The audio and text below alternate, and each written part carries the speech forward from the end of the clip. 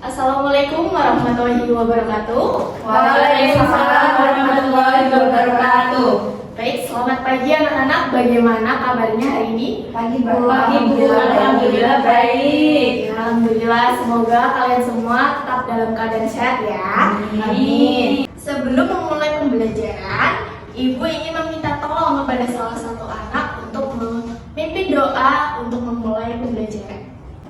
Baik, sebelum memulai pembelajaran pada pagi hari ini, marilah kita berdoa dengan keyakinan masing-masing. Berdoa dimulai. Doa selesai. Baik, terima kasih kepada Mbak Ida. Sebelumnya, Ibu akan mempresentasi terlebih dahulu ya.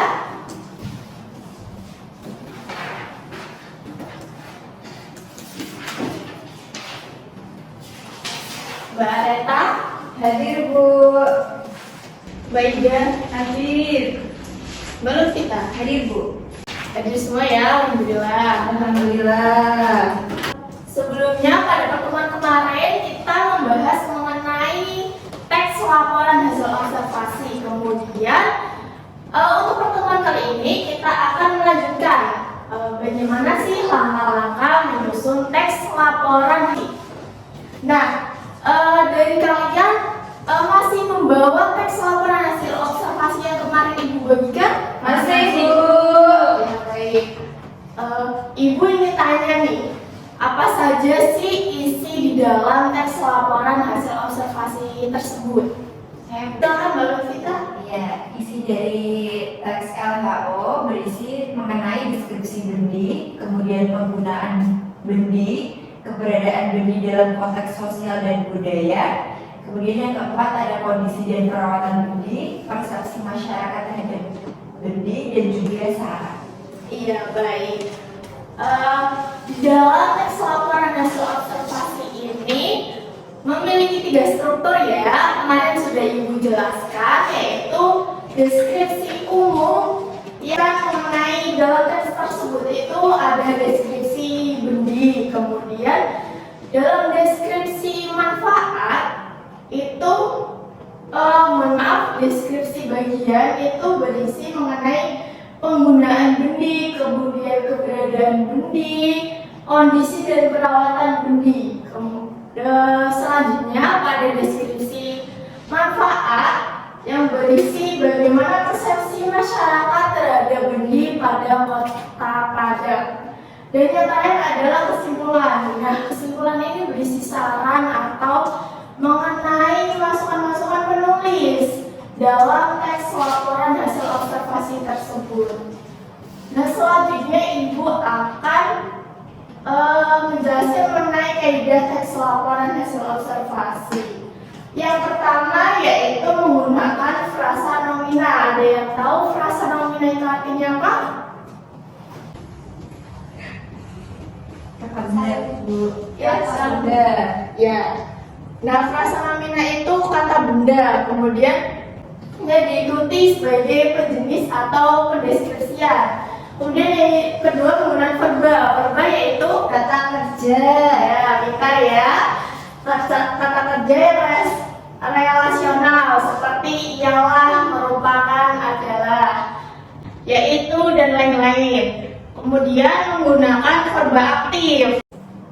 Alam untuk menjelaskan perilaku seperti bertelur, membuat, makan, hidup, tidur, dan sebagainya. Kemudian penggunaan kata penghubung, yaitu kata tambahan, dan serta persamaan, perbedaan, pilihan, pertentangan. Kemudian yang terakhir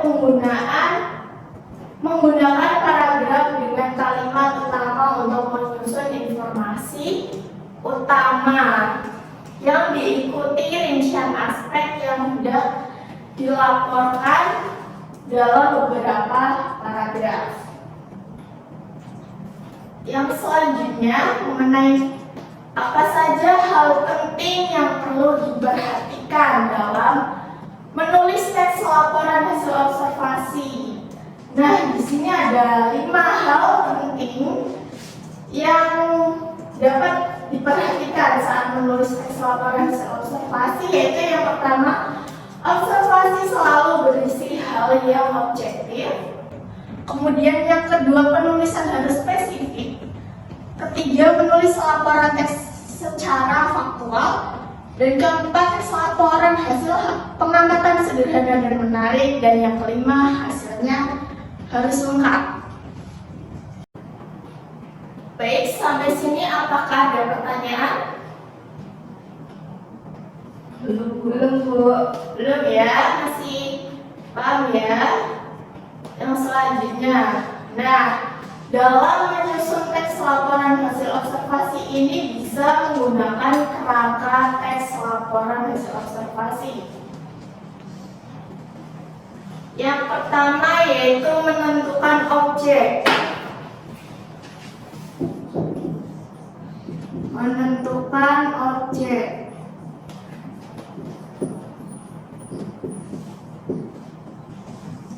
Objek di sini bisa kalian tentukan sesuai dengan hasil pengamatan yang akan kalian bahas. Banyak ya, seperti beberapa kendaraan, seperti makhluk hidup maupun benda mati lainnya. Kemudian yang kedua, menyusun panduan observasi.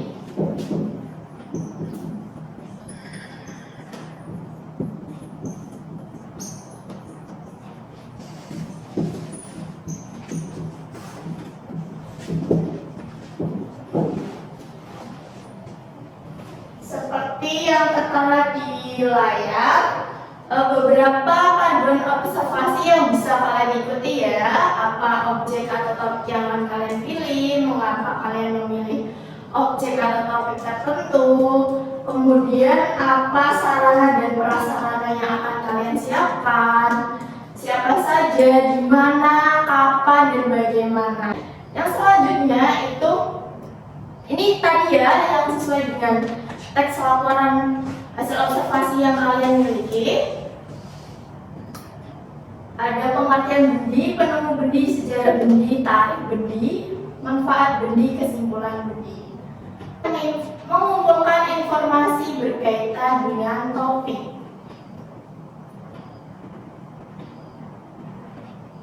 Dan yang terakhir, mengembangkan kerangka tulisan menjadi teks utuh. Jadi kerangka teks yang kalian sudah susun akan dikembangkan lagi menjadi teks laporan hasil observasi.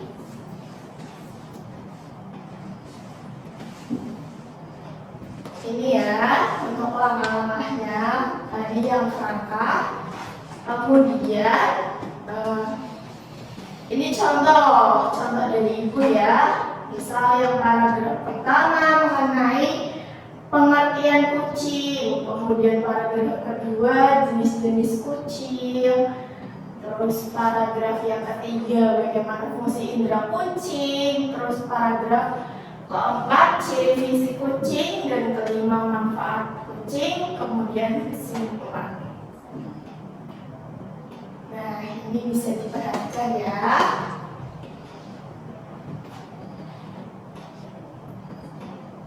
Sampai sini apakah ada pertanyaan lagi? Sebelum Ibu memasuki penugasan yang akan Ibu sampaikan kepada kalian. Belum, baik. Nah, sekarang Ibu memiliki penugasan berkelompok. Satu kelompok memiliki 2 anggota, bisa sama teman sebangkunya saja ya. Nah, kalian bisa menulis teks laporan hasil observasi menyesuaikan dengan kerangka tadi. Kerangka menyusun teks laporan hasil observasi. Kemudian tentukan objeknya apa saja, di mana, kapan, siapa, bagaimana. Ibu ingin mengulas lagi nih. Tadi apa saja hal yang perlu diperhatikan dalam menulis teks laporan hasil observasi?